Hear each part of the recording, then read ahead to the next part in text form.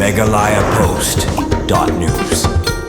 Hakaway na gijing judging itong kaling kabalajan ni kastap hasrok ba National Highway 6 kabaha po nong kanarmer bernihan katah pedeng gaway Marty Alto bat katoy ta Innova kabalawan ra gijing klat no unlong nya jong katik Marty Alto bat arngut ki basyong hapo katoy ta Innova kilaman saujur katay gijing jak sedan kaja kapor kumbas post deng e menstep hakaba katik Marty Alto kabadon yo number ML10C nyaw not kendai saw bat katay katoy ta Innova kabadon yo number ML10S not UAE bat kabalanya do Manish Kumar live kundai senam karta ketika Marty Alto kadai ke bami na bernihan banlek syum ternga kadba ketika kali Toyota Innova kadai ke bertemu bankio bernihan Henry habalapoy kal armer ketika Marty Alto namar ke jengnya stan kala ronsiat na Shiliang ya kesurong paten ra ketika kali Toyota Innova kabawan na kaliang Persha kabala penlong ru ya ketika artli ki kali bakin julor layu jente bro bahag ketika Marty Alto la syong tang ba Helen nang do marway kadba ha kali Toyota Innova la syong dalai ngun kentup yo nongnya ha kaba arngut ki basyong ha ketika Toyota Innova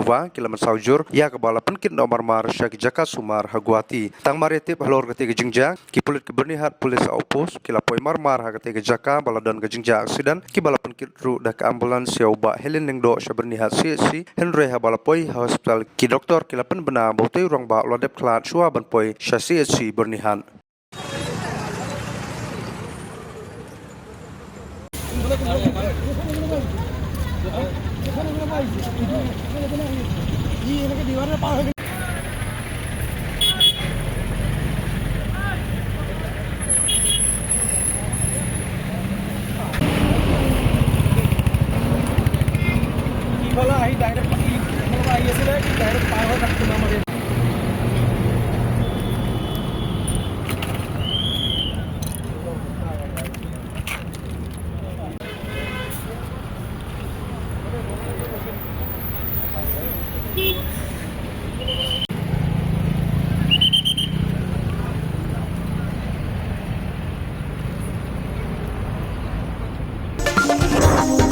megalayapost.news.